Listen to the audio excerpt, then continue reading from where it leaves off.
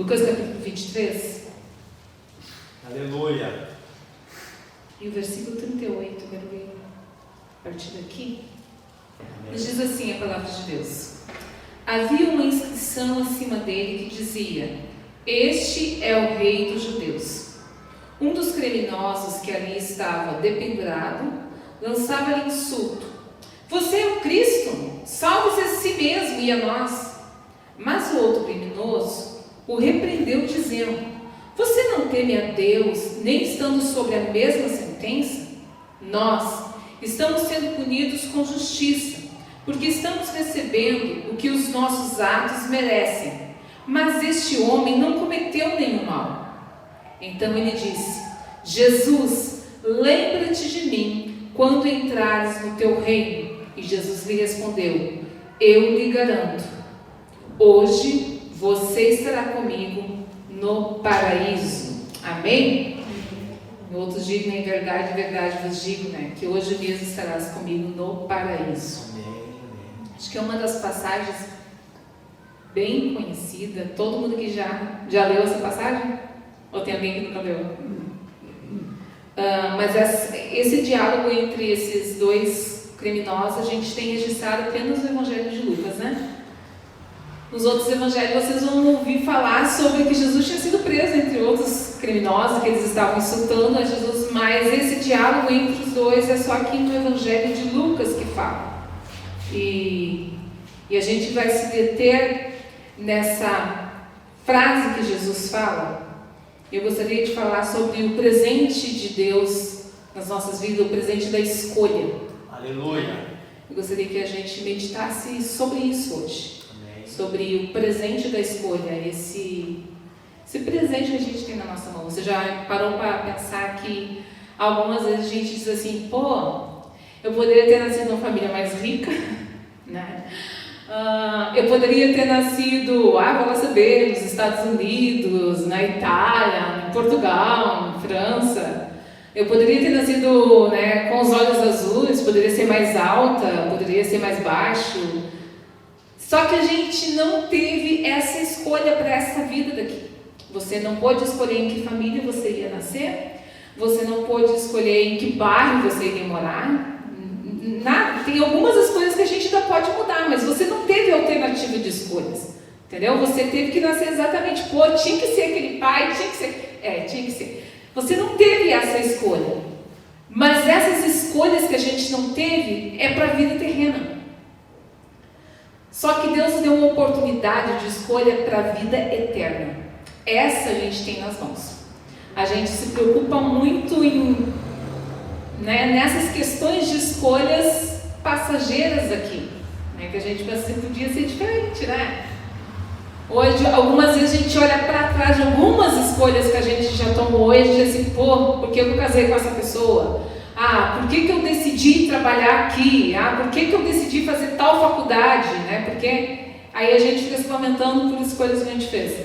Mas tem algo que é futuro, e é sobre isso que eu gostaria da gente meditar esse tempinho, sobre essa escolha que Deus nos deu, que é sobre a eternidade.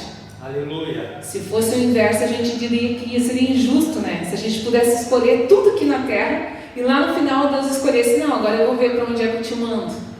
Aí você diria assim: mas isso é injusto, né? Como é que eu não posso escolher a minha eternidade? Aí Deus fez o inverso: eu vou deixar então as coisas acontecerem e da eternidade eu vou lhe permitir escolher. Ok? Então a gente quer falar sobre isso. Quando a gente para aqui nesse momento de crucificação, onde Jesus já estava no Monte Caveiro, no Gólgota, a gente vê 3 cruzes. Jesus está exatamente na cruz do meio. A Bíblia diz que na sua direita e na sua esquerda 2 o quê? Ladrões, salteadores, 2 criminosos. Mas a cruz do meio também não era dele. A cruz do meio era de quem? Minha e de Barrabás, tua. Barrabás era quem? Fala aí, pode falar. Isso é um culto de ensino, um culto que a gente pode falar, a gente pode perguntar. Vocês têm liberdade para isso? Barrabás era quem? Ladrão. Era um ladrão. Muito bem, o que mais? Representava nós, né? Representava nós. O que mais que tinha de errado na lista dele? Ele era um rebelde, ele estava preso por causa de um tumulto, uma revolução. E nesse tumulto ele fez o quê? Ele matou pessoas.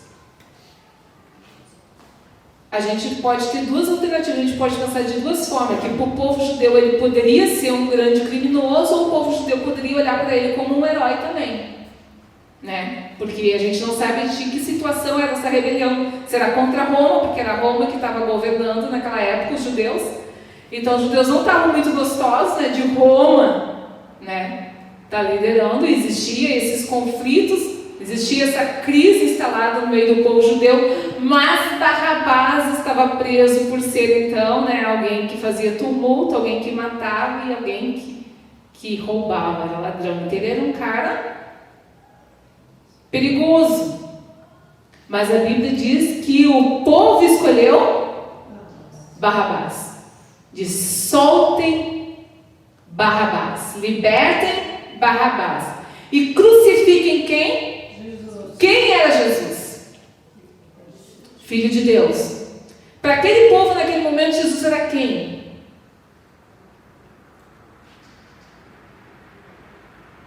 Mentiroso.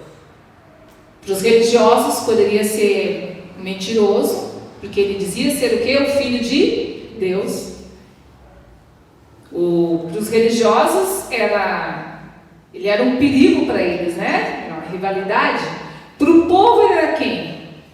Ele era aquele que tinha curado cegos, coxo, multiplicado pães, perdoado mulheres, expulsado demônio, lavado os pés, repartido, dividido, aconselhado, abraçou. Jesus era esse.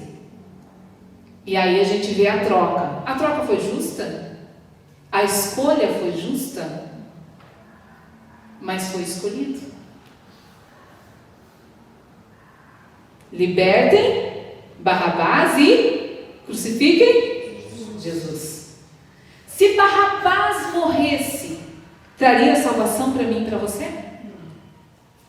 Não. Mas Jesus? Sim.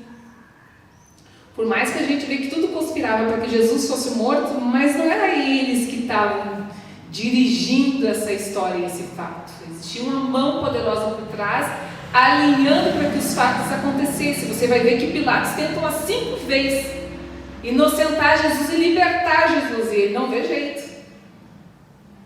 Ele não vê jeito de se escapar dos religiosos. E Jesus está lá na cruz, no meio, e 2 ladrões um à sua direita e outro à sua esquerda. Os 2 ladrões eram o quê? Eram criminosos. Os 2 ladrões receberam a mesma sentença, foram julgados da mesma forma. Não existe diferença no julgamento dele, foi o mesmo sistema que fez o julgamento dos 3. Então, os 2 do ladinho de Jesus, os 2 tiveram oportunidade de insultar Jesus, insultaram. Os 2 tiveram oportunidade de conversar com Jesus e conversaram, só que no final eles tomam decisões diferentes. E quando eu olho para este cenário, eu vejo exatamente as escolhas. Você pode escolher. Jesus estava lá exatamente, é o presente da escolha. Ele estava mostrando as 2 escolhas, 2 opções. Você pode escolher o que o ladrão da direita fez ou o que o ladrão da esquerda fez. São 2 escolhas. Os 2 tiveram a mesma oportunidade. A mesma oportunidade. Os 2 passaram o mesmo tempo com Jesus. Os 2 ouviram e assistiram toda a cena igual. Eles assistiram Jesus sendo crucificado junto com eles. Eles caminharam o caminho do Gólgota junto com Jesus. Eles viram os insultos dos soldados. Eles ouviram eles gritando que ele era o rei. Eles se envolveram naqueles insultos. Os 2 igual. Só que lá no finalzinho, alguém faz uma diferença. Alguém para. A Bíblia diz que Pilatos mandou escrever o quem em cima? para ser colocada uma placa, e lá está escrito o quê? Este é o rei. Este é o rei dos judeus. Foram escritos em 3 línguas, para que todo mundo que passasse, tanto os que estavam morando ali, que falavam o aramaico, o hebraico, quanto os romanos que falavam latim, quanto os gregos, os gentios, passassem e entendessem que aquele homem sentenciado à morte, uma morte de maldição, estava nu, exposto, era o rei dos judeus. Este sinal foi o suficiente para fazer esse homem tomar essa escolha. Este é o rei dos judeus. Eu sempre digo, foi a única pregação que ele escutou que apontasse para aquele homem como alguém diferente. Eu sempre digo, ele está no meio de uma bagunça de real, né? Porque Pilatos manda para um e volta para cá por causa daquele medo. Ele lê essa proclamação que é real e ele tem a alternativa de fazer um apelo real. Ele toma uma decisão diferenciada de todo mundo. Eu sempre digo que Deus tem as suas maneiras de conversar com a gente. Ele sempre vai nos dar sinal que a gente entenda, de oportunidades de escolhas. E este homem, não sei de que forma, mas foi o suficiente para ele parar de zombar e tomar uma decisão diferenciada do seu colega de lado. Quem sabe esse trio dos 2 salteadores e o Barrabás faziam parte da mesma bagunça? Quem sabe eram colegas, né? Eram da mesma gangue, vou lá saber. Mas eu só sei que esses 2, neste momento, eles não estavam mais juntos. Eles tomaram decisões diferenciadas. Se até ali eles tinham combinado tudo junto, tinham pensado tudo junto, tinham arquitetado tudo junto, a partir dali, a Bíblia diz que eles tomam opiniões diferentes. A Bíblia diz que um fala assim: não és tu o Cristo? Pô, estão falando que tu curou, estão falando que tu ressuscitou, estão falando que tu é poderoso, estão falando que tu parou a tempestade, acalmou o vento. Não é tu o Cristo? Não é tu que diz que é o Cristo? Salva-te a ti mesmo. Você é tão poderoso assim, salva-te a ti mesmo e a nós. Quer dizer, se tu diz que tu é isso, que tu és o rei, então faça alguma coisa para que eu creia. Faça alguma coisa que eu creia. Mas o outro não. O outro, ele começa a olhar para si. E eu sempre digo que o que faz toda a diferença nas nossas vidas não é o tamanho da nossa falha, o tamanho do nosso tropeço, mas é quando a gente para de olhar para os outros e comparar o tamanho. Não, mas o fulano erra mais do que eu. Não, mas o ciclano... A gente tem essa mania de se medir pelos outros, né? E a gente coloca-se numa posição de que eu sou ruim, mas não sou tanto, né? Eu sou só um pouquinho, né? Os outros são pior do que eu. E este salteador, esse cidadão, ele para de fazer isso e ele olha para ele e diz assim: na verdade, isso que está acontecendo é justo. O que a gente fez, o que a gente está recebendo como castigo, está certo. A gente cometeu. O que a gente está recebendo aqui é pelo aquilo que a gente cometeu. Fui eu que fiz. Eu fiz atos para merecer isso. Mas ele olha assim, mas este nada fez. Reconhecimento e arrependimento. Ele olha para ele. E aí ele olha para Jesus. E aí ele faz um pedido. Eu sempre digo, ele é o momento, eu acho que é uma das conversões mais lindas que tem registrado na Bíblia. Porque ele olha assim: lembra-te de mim quando entrares no teu reino. Lembra-te de mim quando entrares no teu reino. E a Bíblia diz que Jesus não pede para ele confessar quantos caras que ele tinha matado, não pede para ele dizer quantos furtos ele tinha feito, não toca nada no rosto dele, simplesmente olha para ele e diz o quê? Hoje mesmo estarás comigo no meu paraíso. Hoje. Aquele homem que até agora tinha cometido uma vida de criminalidade, naquela tardezinha, entrou no paraíso com Deus, recebendo exatamente o presente da salvação. Ele colheu o que na vida eterna? Os seus atos terrenos?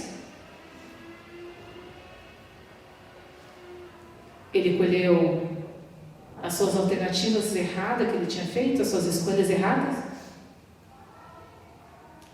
Ele colheu a graça da cruz. Aleluia. Aquilo que não era merecido. Um cara que estava condenado, um criminoso, entra no reino, paraíso, lugar onde os justos estão esperando. E recebe salvação de graça, gratuitamente. E vive aquilo que ele nunca pensou em viver, por simplesmente ter reconhecido Cristo como o Senhor e Salvador, por ter feito uma escolha, a mais importante das escolhas, ter feito certo. Aleluia. Isso mudou a vida eterna dele. Se ele tivesse ficado na terra e quem sabe Jesus tivesse salvado ele da cruz, ele não iria fazer a escolha mais certa que ele já fez na vida dele, que foi essa, a de passar. Lembra-te de mim. E este, em verdade, essa garantia que Deus dá a ele, tu estarás comigo, é incrível, né? Porque a gente tem essas escolhas todos os dias para fazer. Se a gente for parar para a gente ver, a gente não tem como dizer assim, mas o fulano recebeu mais oportunidades do que eu. Não, mas o ciclano teve mais opções de escolha. Não tem.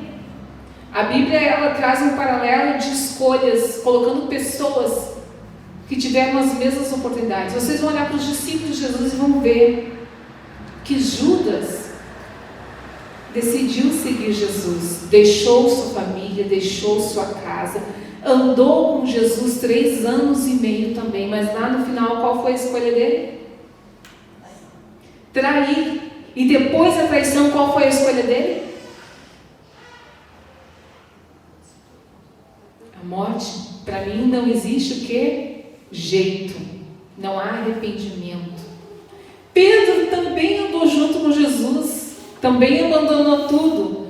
E Pedro fez o quê? Também traiu Jesus. Mas Pedro lá no final ele se arrependeu amargamente. Escolhas diferentes. Caim e Abel vieram dos mesmos pais, ambos são filhos de Adão. Você vai ver Caim escolhendo o quê? O crime. Abel escolhe o quê? Deus, obedecer a Deus. Receberam o mesmo tratamento. Você vai ver Abraão e Ló peregrinando na terra de Canaã. E você vai ver Abraão escolhendo obedecer a Deus e Ló escolhe o quê? Sodoma e Gomorra, aquilo que os olhos, né? Aquilo que lhe encheu os olhos, as concupiscências. Ele olhou e, uau, é isso que eu quero. Você vai ver Davi e Saul, os dois foram reis o quê? De Israel. Os dois foram cheios do Espírito Santo de Deus. Os dois receberam graça de Deus para governar. Você vai ver Saul escolhendo o quê? O poder. E Davi escolhendo obedecer a Deus. Houve diferença na sua vida? Não houve. São escolhas. Todos temos as mesmas oportunidades. E a gente pode escolher da forma que quiser. A Bíblia vai apresentar sempre para a gente escolhas. Ele apresenta o que? A porta estreita e a Largue. Quem é que escolhe? Eu e você. Ele vai apresentar o caminho, largue o caminho apertado. Quem é que escolhe? Eu e você. Eu escolho se eu construo a minha casa, a minha vida na rocha ou na areia. Eu escolho.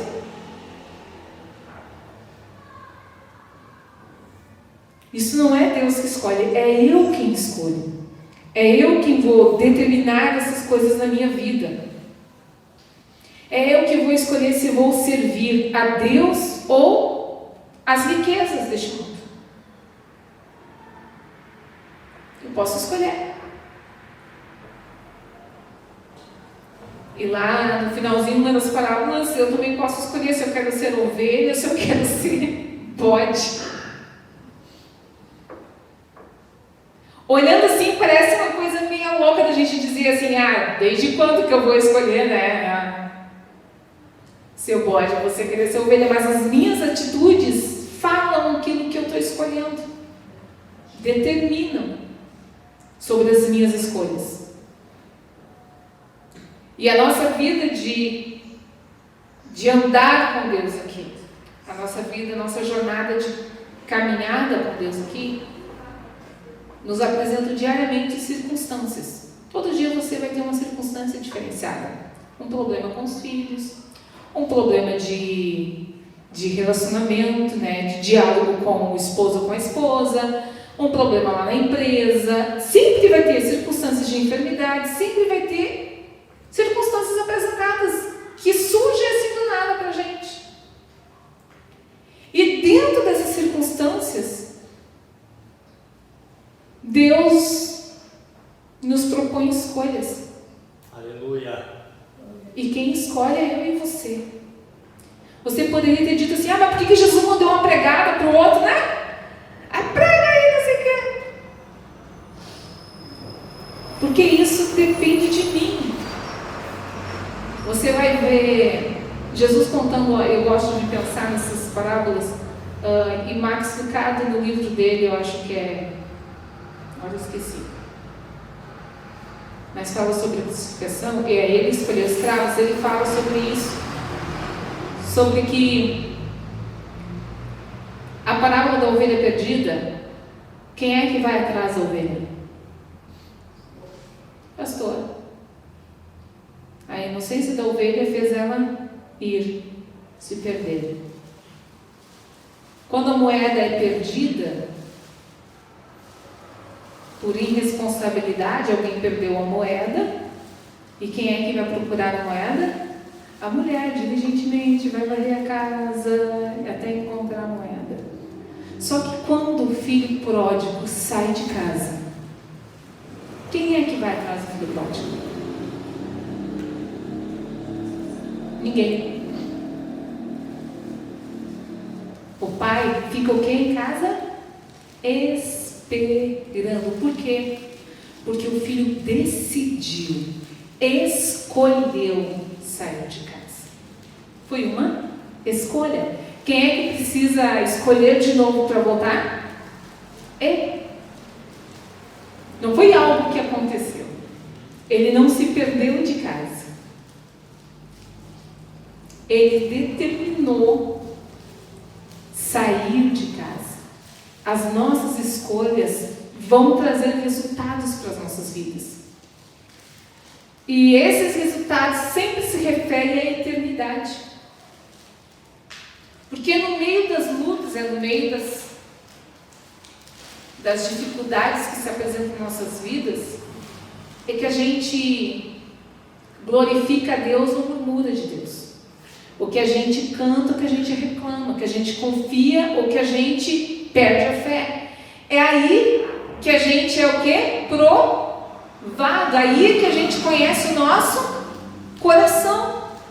A gente gosta de cantar aquela música, né? Que linda. Vê se há em mim algum caminho mau, e guia-me pelo caminho eterno. E de que forma é que Deus mostra pra gente? Deus olha e sabe aquilo que a minha precisa mudar, aquilo que você precisa mudar, Ele sabe. Mas a Miriam e você, a gente não sabe. De que forma é que a gente vai saber? Aleluia. Quando a gente enfrentar essas dificuldades. Glória a Deus. Eu sempre digo assim, eu só posso saber que eu estou transformada, que Deus me libertou da ira, que eu tenho domínio próprio, se eu enfrentar uma circunstância que me leve a oportunidade de ficar o quê? Irado. Que eu fique bravo. E aí eu vou entender se eu tenho controle sobre isso, se eu tenho domínio sobre isso ou não. A partir do momento que eu falho de novo, significa que eu rodei de novo. Vê se há em mim algum caminho mau. As circunstâncias, as lutas, elas são bênçãos nas nossas vidas. Se a gente encarar ela desse fato, porque elas revelam exatamente quem a Miriam é. Porque a Miriam precisa saber quem ela é. Eu só vou saber quem eu sou se eu sou calmo, né? Se eu sou paciente, se eu sou pacífica, se eu enfrentar situações diversas a isso, que provam isto em mim. Se eu confio em Deus, se eu sei descansar em Deus, se eu sei esperar em Deus, de que forma que a gente vai ter noção disso? Quando a gente é levado pelas circunstâncias que nos fazem passar por isso e a gente entender que as nossas vidas estão sendo moldadas por Deus, transformadas. Então, quando eu não der certo, quando eu falhar, porque não é Deus que falha, a Miriam tem que fazer o quê? Buscar socorro em Deus. Pedir para que Deus mude a Miriam. Pedir para que Deus transforme a Miriam. Reconhecer como o ladrão da cruz. Deus, não é culpa sua, não. Eu errei. Eu tomei as atitudes erradas. Eu fui precipitado no falar. Eu fui precipitado em escolher. Eu fui precipitado em decidir. Eu fiz as escolhas erradas. E eu me arrependo. Lembra-te de mim, Senhor. Transforma a minha vida. Muda a minha vida. Eu preciso reconhecer isso.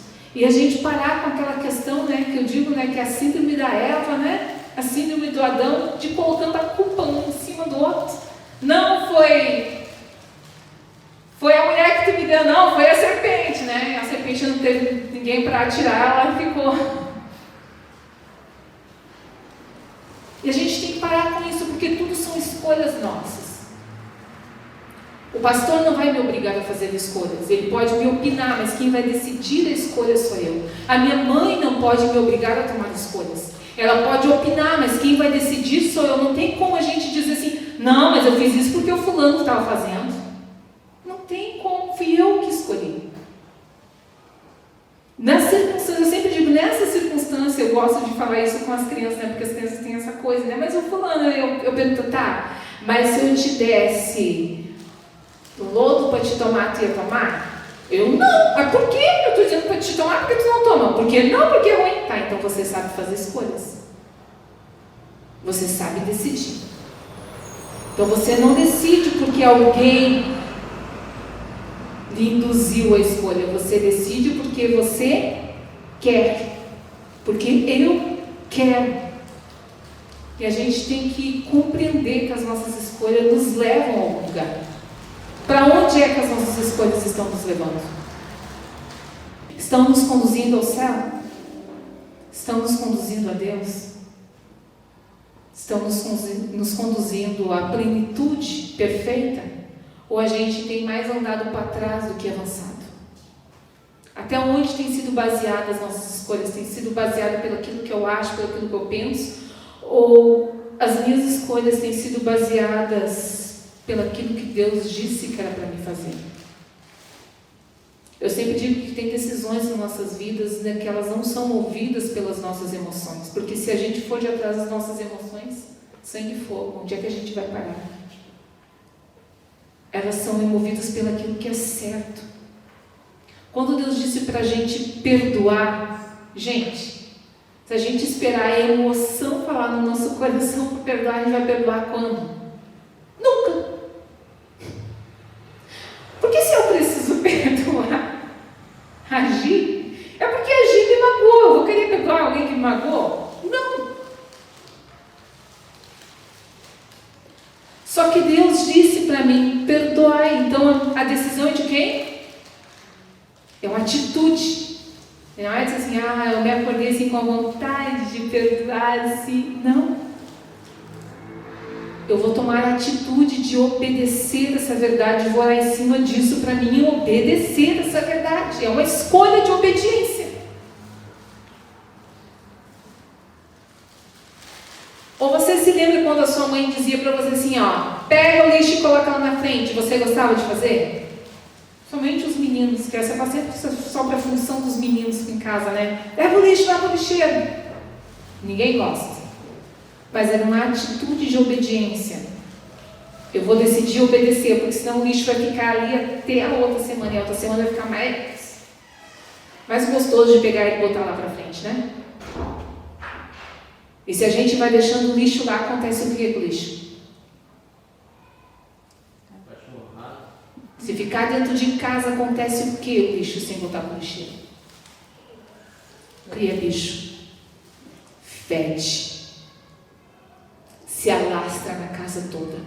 Quando vê, tem bicho pelo fogão, tem bicho no banheiro.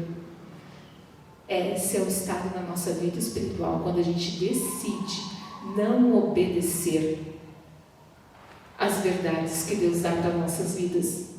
Porque na cabeça de criança, de filho, por que tem que ser eu? Por que esse lixo tem que ir? Porque pra gente é criança e a gente faz bem assim com a nossa vida espiritual. Por que tem que ser eu? Porque precisa eu que tenho que botar esse lixo lá na frente? Por que tem que ser eu que tenho que resolver esse negócio? Porque vai feder dentro de casa. Porque vai criar bicho dentro de casa. Porque vai trazer mosca, vai trazer rato, vai trazer barata. Além de criar, ainda vai trazer um monte de coisa. E são escolhas. Eu e você vamos passar a vida toda fazendo escolhas que vai nos conduzir a algum lugar. Quando você sair daqui, você vai ter que escolher para onde você quer ir. Apesar que automaticamente o meu cérebro já faz isso. Eu vou direto para minha casa, né? Mas algumas vezes a gente decide para lugares diferentes. A gente vai para a direita, se a gente vai para a esquerda, se a gente vai para casa, se a gente vai dar uma volta, se a gente vai numa pizzaria, ou se a gente... São decisões de escolhas. E essa decisão vai fazer você chegar num lugar. Vai fazer você chegar num lugar. O Espírito Santo exatamente, e a mensagem de Deus é sobre o destino das nossas vidas. Essa era a mensagem lá na cruz do Calvário. É o destino da sua vida. E é eu e você que temos que nos questionar para onde é o destino da minha vida. O sacrifício na cruz do Calvário estava feito. A graça era para os dois ladrões. O presente da salvação é para todos. As bênçãos espirituais é para todos. O perdão é para todos. A alegria de Deus, o Espírito Santo é para todos. Aleluia. A paz espiritual que excede todo entendimento é para todos nós. As bênçãos superabundantes, os dons espirituais, o fruto do Espírito Santo é para todos. Mas eu preciso decidir. A intimidade com Deus é para todos. A comunhão com Deus é para todos. O caminho, o véu foi rasgado e deu acesso a todo mundo diante de Deus. A todos. Quem é que decide se ama?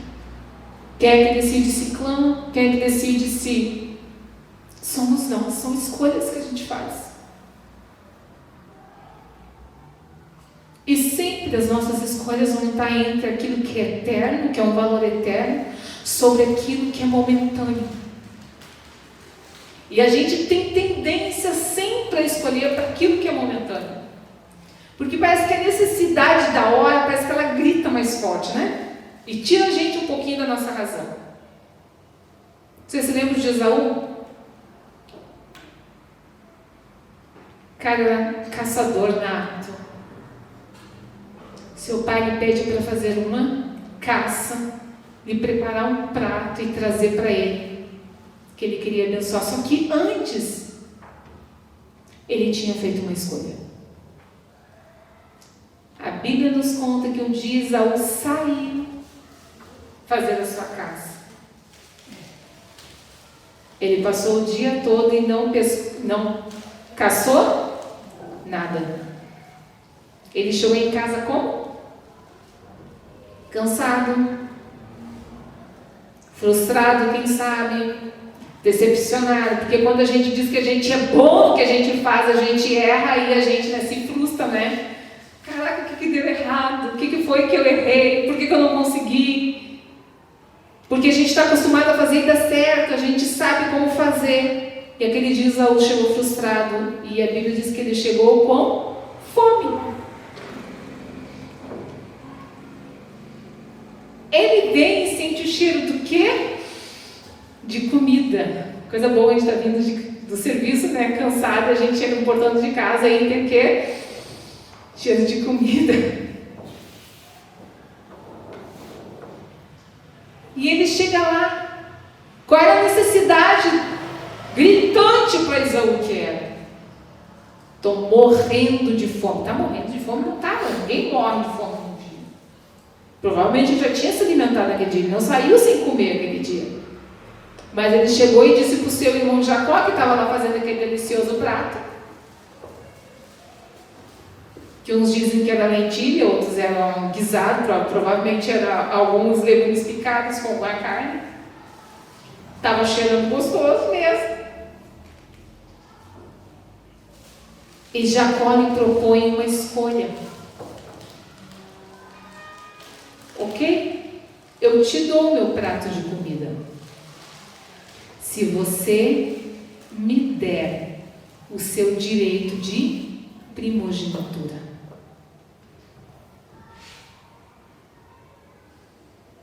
Duas escolhas. Prato de comida. Resolvi o problema dele. Momentâneo. Da hora. E é tudo que a gente quer, não é? É o resultado da hora, é o momento. Estou com dor, quero que passe a dor, né? A gente nem quer saber o porquê que está doendo. A gente quer o quê? Um remédio para dor, pelo amor de Deus, um relaxante muscular, um paracetamol. Eu quero que a dor saia. A gente quer os resultados da hora. Só que a troca que ele estava fazendo era de algo eterno.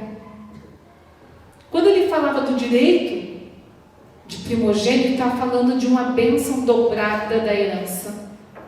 Estava falando sobre a bênção que Deus tinha dito, a promessa que Deus tinha dito para Abraão, que estava sobre a vida do seu pai, que viria sobre a vida dele, que ele seria pai de uma grande nação e que a terra de Canaã seria dele.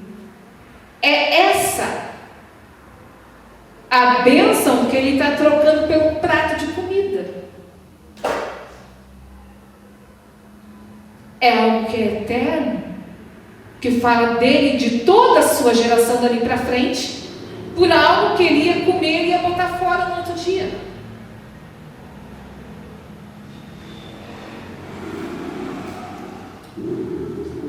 Esaú pensa? Não. Esaú calcula? Não. Porque o momento da circunstância, a crise do momento é um grande perigo sobre as nossas vidas. O que faz a gente se desesperar no momento faz a gente tomar decisões precipitadas. Esaú não pensa nada. Esaú simplesmente fala o quê? De que me vale isso? Se eu estou a ponto de morrer de fome. Gente, ele estava na casa do pai dele. Ele estava na casa da mãe dele. Ele podia entrar, ele podia preparar comida, ele provavelmente teria pão, teria coisas para comer na casa dele. Mas ele se assentou e trocou. Só que no dia da bênção, ele quis a bênção, mas ele não recebeu a bênção. E aí a Bíblia diz que ele chorou. Ele disse para o pai dele: pai, não tem uma outra bênção para mim. Só existe essa bênção. Te coloque em pé nessa noite. Eu não vou me estender muito. Já falei 40 minutos. Esse é um dos maiores presentes que Deus nos dá. Mas a gente tem que saber de que forma escolher. Todos os dias.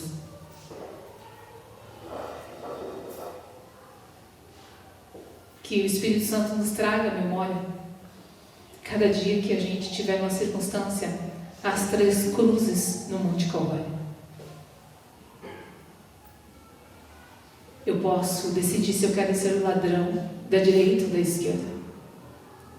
Eu posso decidir se eu vou zombar, vou zoar no momento da circunstância, vou tocar tudo para cima, seja o que Deus quiser, ou se eu vou dizer, lembra-te de mim quando entrares no teu paraíso. Ou se eu vou buscar socorro naquele que pode resolver, pode me dar uma direção. Antes da gente deixar sermos atordoados pelas circunstâncias do momento, pelas situações diárias, existe um lugar que eu posso me achegar. Existe um lugar que eu posso fazer o meu coração descansar e se aquietar. Aleluia. E dizer para ele, te aquieta aí. Não é tudo isso, não. Glória a Deus. Te desespera-se. Aleluia. Existe um que tem todas as coisas no controle da sua mão e não perde nada. Existe um que já fez a promessa sobre as nossas vidas e ele diz que é fiel para cumprir. E a gente não pode se esquecer disso nesses momentos de crise. E é por isso que a gente precisa aquietar-nos aos pés de Jesus e dizer assim, Deus, não me faça sair daqui e cometer os erros de Isaú. Não me faça sair daqui e fazer as escolhas erradas, impulsionadas pelo momento, pelas minhas emoções, pelaquilo que eu acho que é certo, mas me faça ser conduzido por Ti, Aleluia. ser guiado por Ti, que eu não tome decisões banais com aquilo que é eterno, com valores eternos, que vão dirigir a minha vida. Tem escolhas que são decisivas para as nossas vidas. Aleluia. Não é que nem um serviço que você escolhe trabalhar e você não gostou, amanhã você vai lá e falta e não vai mais, você vai para a rua. Não, tem coisas que a gente escolhe que vão caminhar junto com a gente para o resto da vida. E a vida eterna é uma delas. E a gente tem que tomar decisões certas, olharmos para nós mesmos, olhar para dentro de nós, reconhecermos, nos arrependermos e pedir a ajuda de Deus. Amém? Não se esqueça que a gente é servo. Aleluia. E a gente pode falar com o Rei. Independente do tumulto que a nossa vida esteja passando.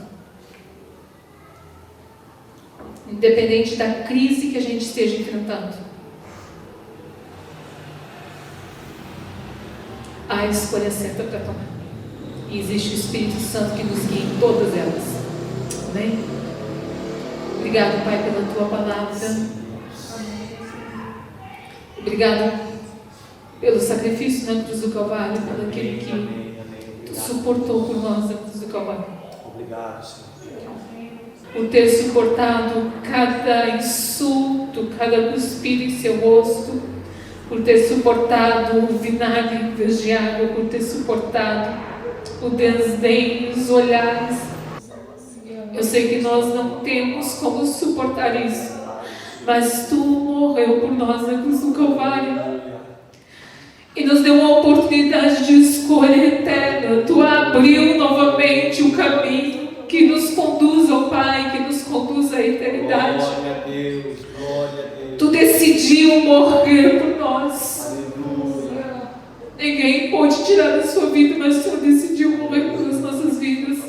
Glória a O Deus. Senhor decidiu nos resgatar, nos trazer de volta e nos deu a oportunidade de escolhermos, Pai. Nos ajuda, Espírito Santo, em meio às crises, em meio às circunstâncias, em meio às tempestades, não fazermos escolhas precipitadas e errôneas na nossa vida e perdemos a salvação. Mas nos ajuda a olhar para nós mesmos, reconhecer os nossos limites dirige as nossas fraquezas, nossas debilidades e buscar em Ti graça, misericórdia, Pai, direção do Teu Espírito Santo sobre as nossas vidas. Que nós venhamos buscar, Senhor, uma vida de intimidade contigo, uma vida, Senhor, eterna de libertação, uma vida transformada, uma vida ajustada dentro do Teu caráter e da Tua vontade, Pai. Em nome de Jesus, Pai, até nos dirige, Pai. Amém, aleluia.